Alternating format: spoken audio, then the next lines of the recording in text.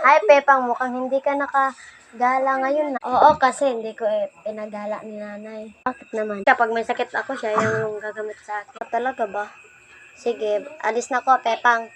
Bye, Pepang. Inom lang ako ng tubig. Wag, kasi meron halalat ka. Sige po, ma. Ako muna ako saglit sa labas. Sige ha, huwag ka mag-ingay dyan. Sige po, Nay. Ang init ngayon ng araw ngayon, mukhang apas sa akin sinanay ninyo. Uwi na tayo kasi init. Nay, mamaya na po ako uwi kasi Bawal! Ang sungit-sungit talaga ni nanay. Hindi na ako makagala dahil sa kanya. Aalisin na ako ni Pepang at ni Princess dun sa bahay nila. Hindi nakakainis talaga si nanay. In my Uwi na tayo kasi init. Ano? Sige na nga, ang OA talaga ni nanay. Ang sarap. Dali ka na! Parating na po ako, Nay. Nay! Nay! Nay! Nay, ba't ka nagpakamatay?